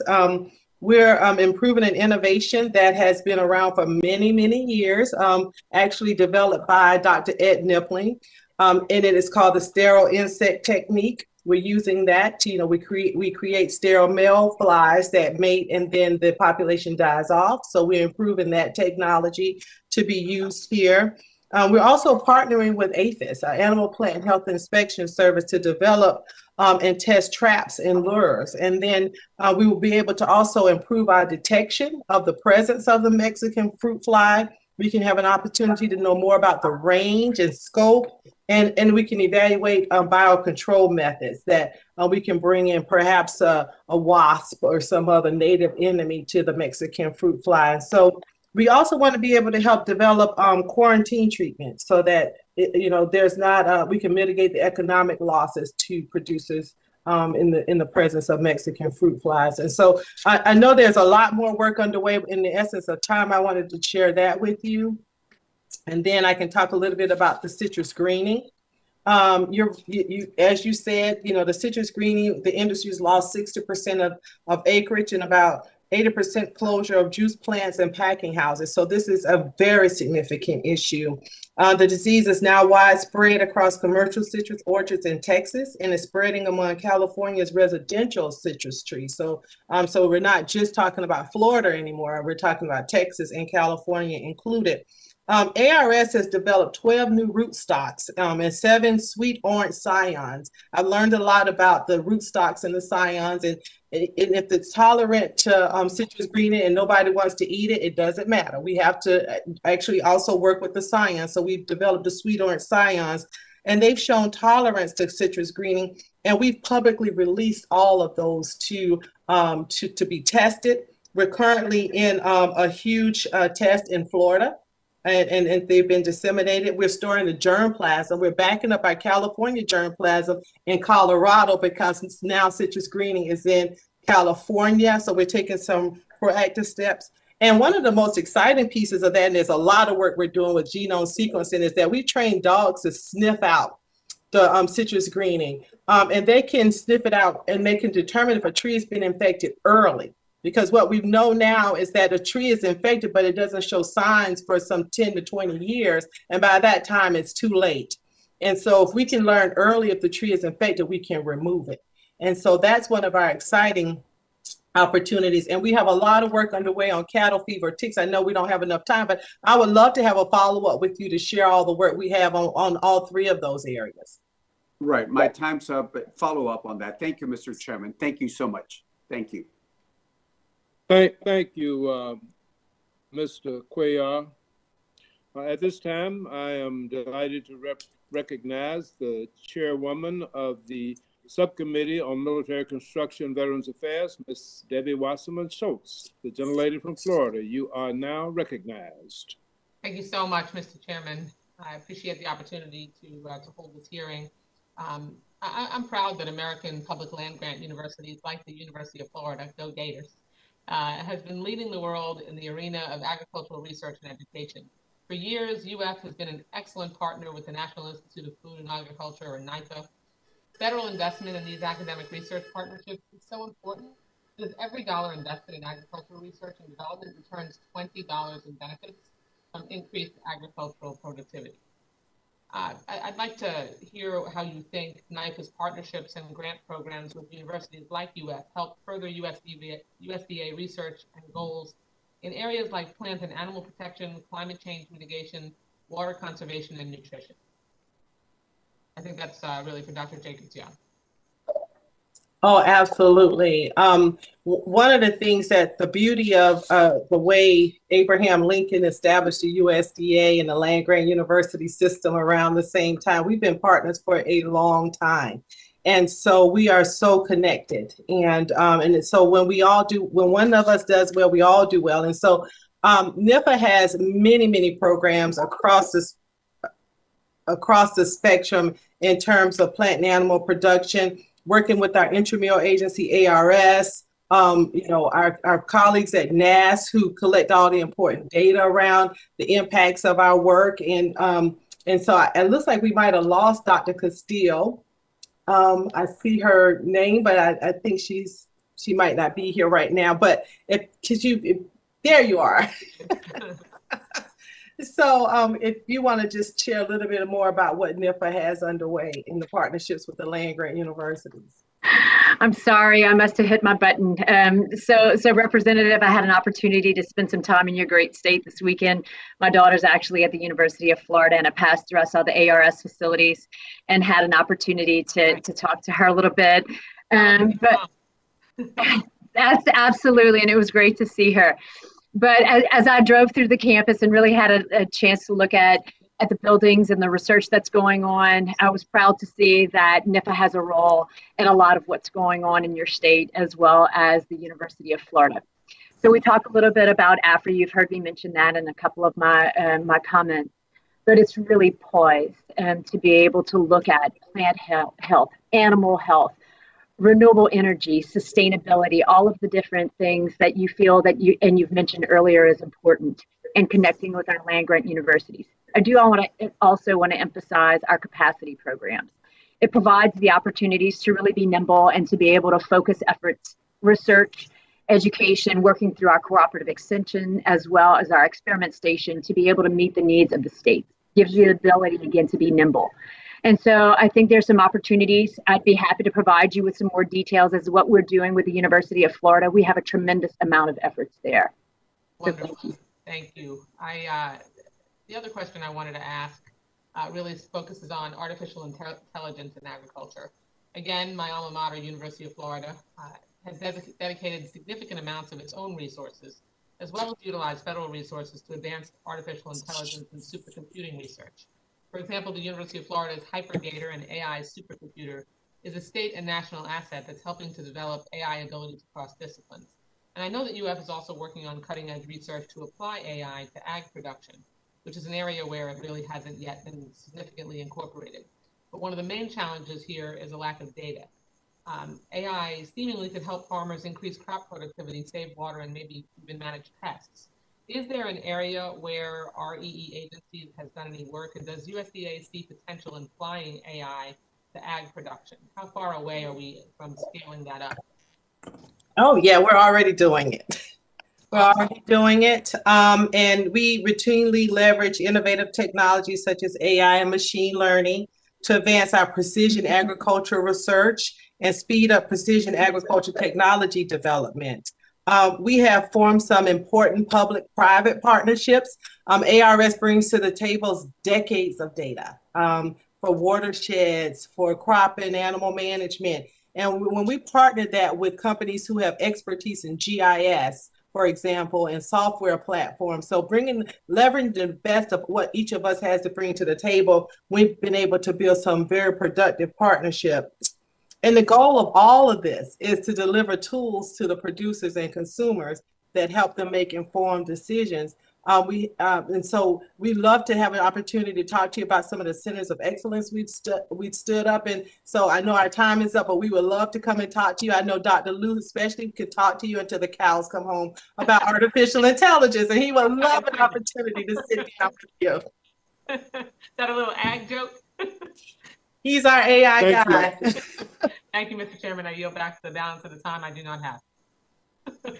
Thank you, Ms. Wasserman Schultz. At this time, I am delighted to yield to the very patient gentlelady from New York, Ms. Grace Ming. Ms. Ming, the floor is now yours. You are now recognized. Thank you, Mr. Chairman, Mr. Ranking Member, and to our Undersecretary Jacobs Young and all of you for being here and for your great work. I also wanted to ask a bit about the NIFA program, specifically after the 2018 Farm Bill provided more support for urban agriculture. Urban agriculture in New York City, production agriculture is really booming. In addition to more than 600 community gardens, the number of commercial, the number of for-profit production agricultural enterprises in the city grows every year. And recognizing that urban farms face different challenges than traditional rural farms, as you know, the Farm Bill provided $10 million in mandatory funding for the urban ag program in the first year, and then authorized up to $10 million in annual discretionary funding through 2023. Though we've never fully funded the program, Congress appropriated $5 million in 2020 and $7 million in 21 for the Urban Agriculture Office. So last year, the Farm Service Agency funded an urban agriculture and innovative production program, and the Natural Resources Conservation Service funded co-op agreements for compost and food waste reduction.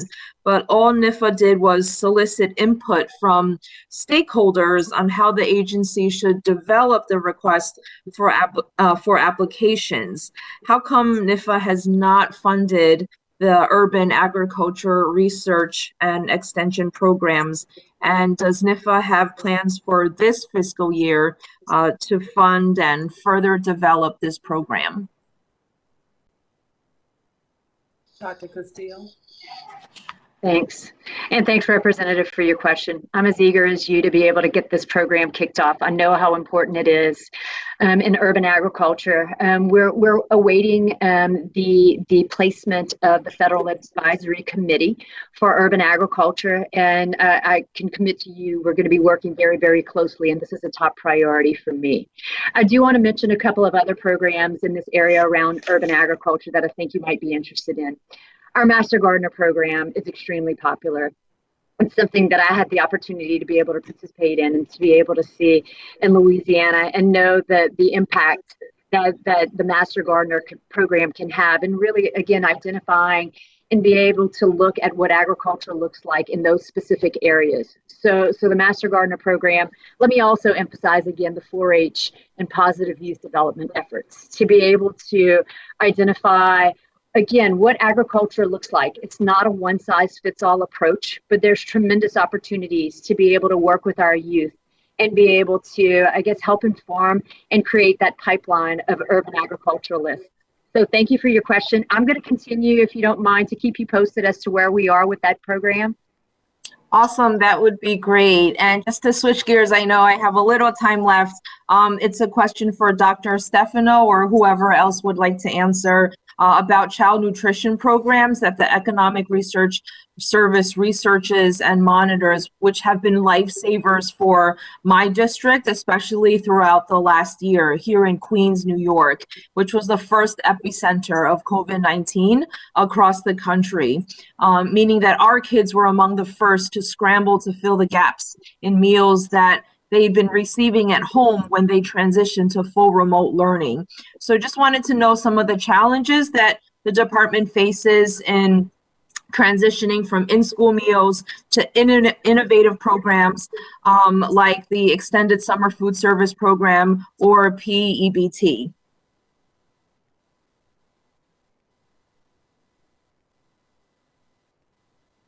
I don't know if maybe Dr. Stefano or... Stefano. Yeah, sure. Thank you. Yes, I'll thank you, Representative, for your question. Well, ERS is monitoring reports on the prevalence of severe food insecurity among the U.S. households, and we look at various variations, I should say, across race and ethnic groups and geographic areas. We just actually put some charted note out recently on food insufficiency, and actually we're finding that it has gone down in the last month or so for all ethnic groups except for the Asian non-Hispanic group.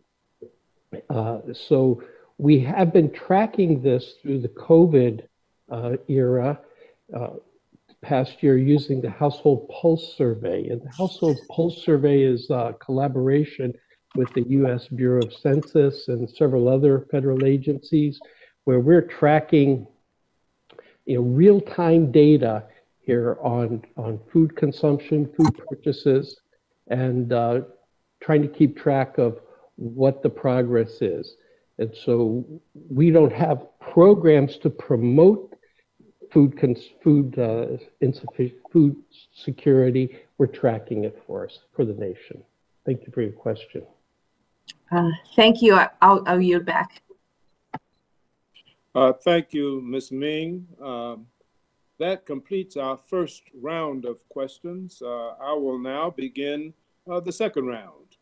Mr. Hamer, in January, the Farm Bureau released a number of recommendations to strengthen NASS, increasing transparency with farmers in order to increase participation in NASS surveys was the first recommendation. We can have the best data analytical tools, but their value diminishes if the survey response and the data collection rates are not as robust as possible. What is the agency's plan to increase transparency, improve communication, and accelerate technological improvements? And how will you tie any changes back to the overarching goal of increasing survey response rates and improving data collection? And how can we help you in that endeavor? Thank you, Mr. Chairman, for your question. We appreciate that. We not only receive feedback from the American Farm Bureau, but from other data user communities as well. And we always take that into consideration when we're looking at our programs. Our response rates have been fairly strong over the years, including during the pandemic year. Actually, a number of the Farm Bureau recommendations were in line with our published a strategic plan that lays out a way that we would move the agency forward, adapting new technology. We have a number of legacy systems that we are replacing as part of that process. In addition to that, we've had our state directors and regional directors reach out to all of the local Farm Bureau leadership at the state level to receive some additional feedback and talk to them about opportunities to network and work with NASS to provide additional information. In addition to that, we're working with their public affairs team to also include information about upcoming surveys that we have. So we have a very strong partnership. And again, some of the recommendations as far as being more transparent, those recommendations we're taking very seriously and are working to direct them to some additional information that is already on our website. So I appreciate the. Thank you. As the agriculture industry moves toward greater consolidation, small, beginning, and disadvantaged farmers have a tougher and tougher time competing in the marketplace. They may lack adequate broadband, or they may hold an off-farm job to make ends meet. Keeping up the research, with the research can be very difficult for them. So can you discuss how, Dr. Jacobs-Young, you try to address the problems facing the little guys in your research, and how you ensure that they are aware of the resources that will help them become more competitive, especially through the extension system, as well as how can the USDA use the perspective and the Extension Center to better collaborate with the 1862s, 1890s, and 1994s, so that the shared audiences can be better targeted and the tools can be better leveraged between the institutions and the capabilities of all of those institutions. Yeah, absolutely. So we'll quickly just share with you that we are very excited about some new efforts around just some rejuvenation for our beginning farmers and ranchers development program. We have some new efforts and energy around our farm stress program, because, you know, our producers need that type of support. And I'll just quickly turn it over to Dr. Castillo to talk about some of the new activities around the beginning ranchers and farmers and ranchers development program. Thanks, Dr. Jacobs-Young, and thanks, Representative, for your question. So we do have the Beginning Farmers and Ranchers Development Program, and I know there were additional resources provided to be able to help support our small farmers in this area. It's a great opportunity to be able to provide training. In fact, on the way over here in the Uber, I was asked about how a beginning farmer can purchase land and get training. So it's a great segue. But it's an exciting program. We're working closely with Extension, both our 1890s institutions, our 1994s, as well as our 1862s. We also have our small and mid-sized farmer program. So I do understand and really appreciate the conversation around supporting our small farmers. So I'm happy to provide some more details. I see I'm running out of time, but we do have a lot of excitement around this program, and I'm happy to provide you with some of the results. And those programs also have some emphasis on veterans, including veterans in the conversation. I think about some of the specialty crop research we have underway, looking at those plants and animals that are specifically value added for small producers. And so we'd love to follow up with you afterwards if you'd like more information. Thank you very much, and we will follow up on that. My time has expired, but I'd like to yield to my ranking member, Mr. Fortenberry, for any additional questions that you may have, Mr. Fortenberry. You are now recognized. Yes, thank you again, Mr. Chairman. I'm going to take a point of personal privilege for a moment and retell a story that Chairman Bishop has heard me say. It might be particularly relevant to you, Dr. Castillo. When I was young, my father died, and My grandfather looked at me one day and said, "Jeffrey, what do you want to do in life?" And I said, "Papa, I want to be a farmer." And my grandfather had served as a county agent in St. James Parish in Louisiana. And I don't know exactly where you're from, but judging by an accent, perhaps that's proximate to where you came from.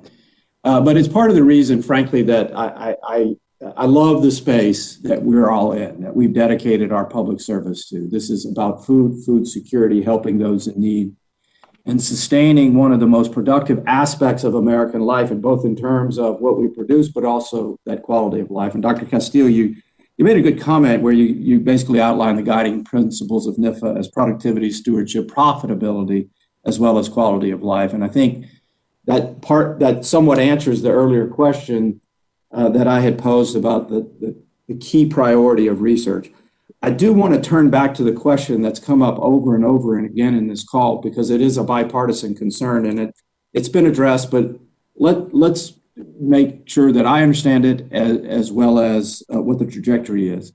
Regarding the repository of agricultural research, a couple of months ago during a hearing with the Inspector General, I asked the question because they discovered that there was not a robust central repository of all the research coordinated by USDA. Then I asked how long would it take to get there, and they said 3 years. Now, Dr. Jacobs-Young, you've suggested that this coordination is already underway through PubAg, I think it's called, and that this is readily available. However, there might be a gap, or there is a gap, with our land-based, our land-grant institutions. Do I understand that correctly? That's number one. And number two is, how quickly can we close that gap? I'll turn to number three after you answer that question, because it's a related question.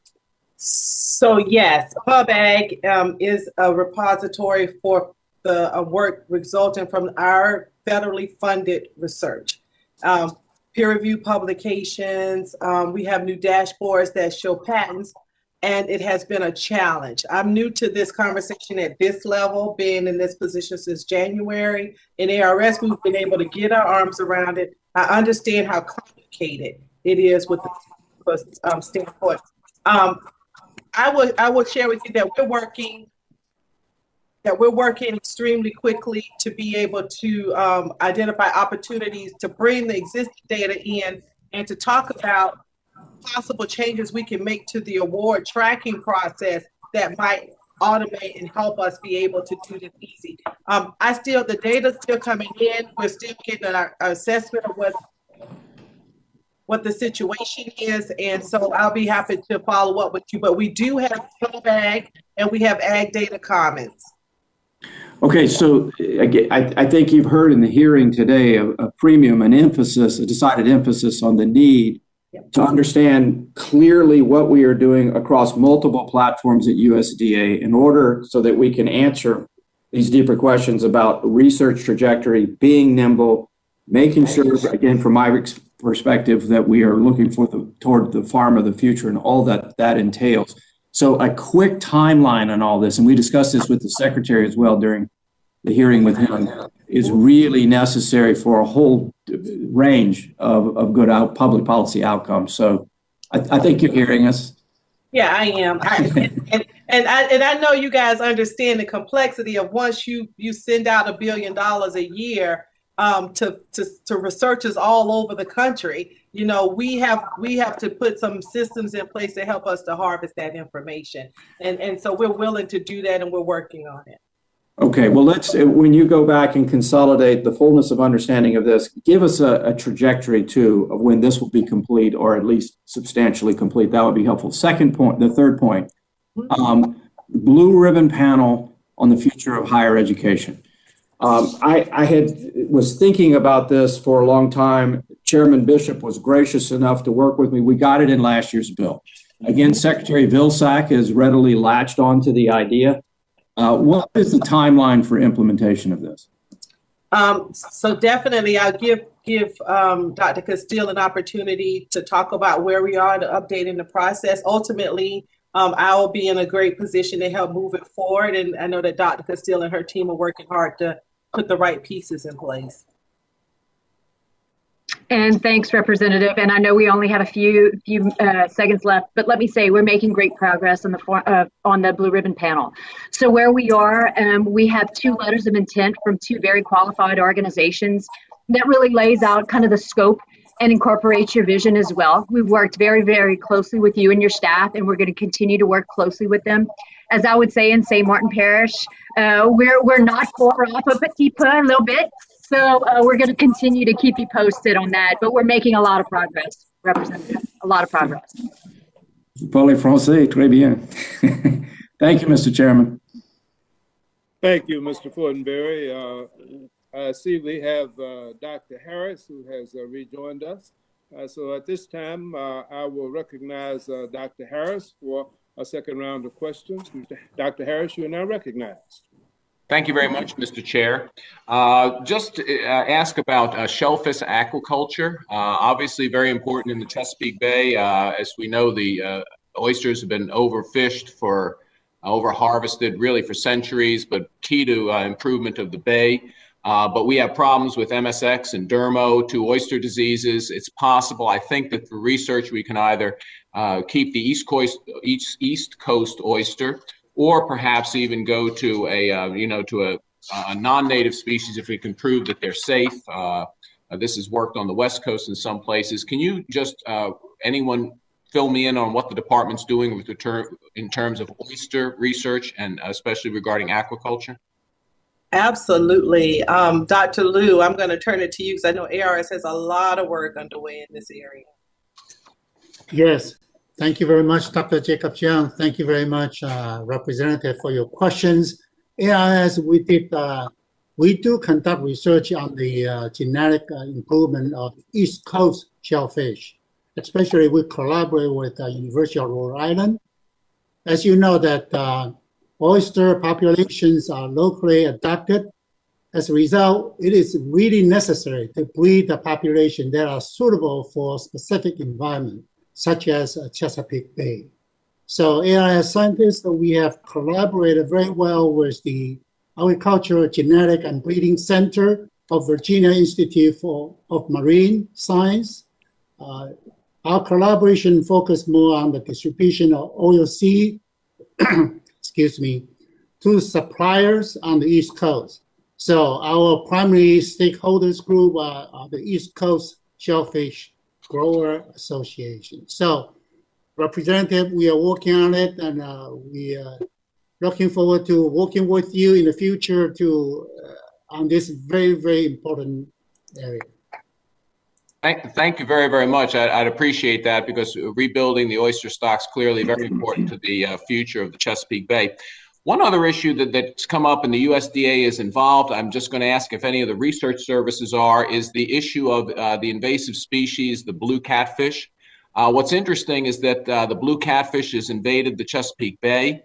As you may or may not know, all seafood fish processing traditionally has been done by FDA, but USDA has the responsibility of doing inspection of catfish processing. And there are politics that go on in that that I won't get into. I just want to get into the science, because the reason ostensibly was because of the increased risk of salmonella from catfish processing. Now that the USDA has been overseeing catfish processing for several years, is the USDA looking into researching whether or not this is true, whether or not we really do need to have a different processing regimen run by the USDA for catfish as opposed to any other fish. And one of the reasons is that because it's a more stringent inspection process, it's not commercially viable for fishermen to actually fish this invasive species. So if we could prove that in fact it is not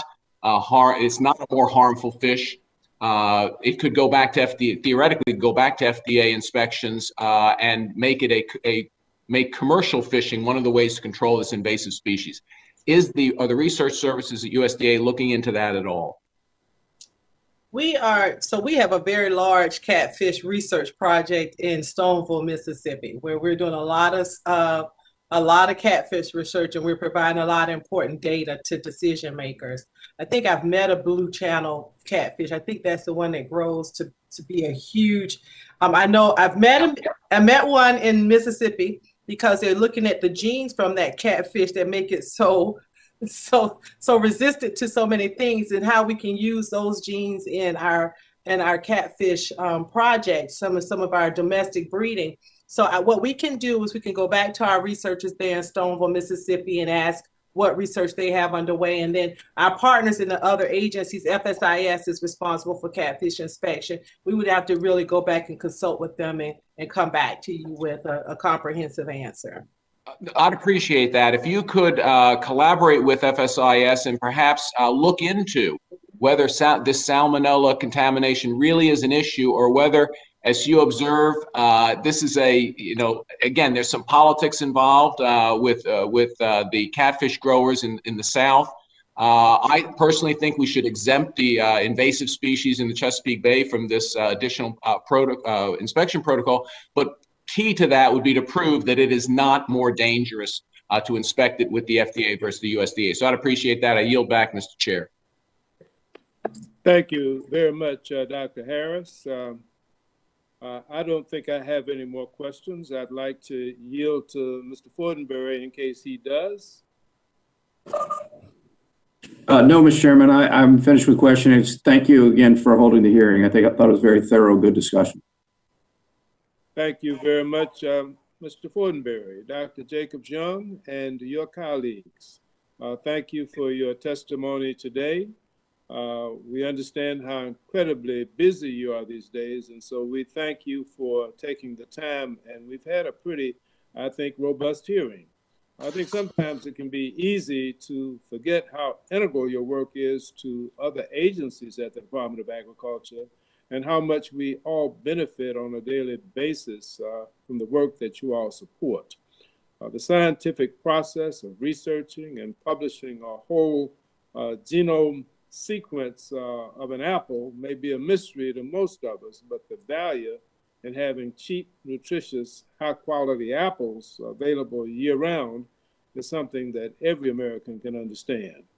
We value the work of your agencies, and we support your efforts to improve agricultural practices in our nation. Along with what we've discussed, we will also forward additional questions for the record, and we appreciate your diligence in getting your responses back to us in a timely manner. Mr. Fortenberry, do you have any additional closing remarks? No, sir, I yield back. Thank you. Thank you, Mr. Fortenberry, and thank you for all of the members in attendance, and thank you to our staff who worked so hard to put this hearing together. And with that, this subcommittee hearing is now adjourned.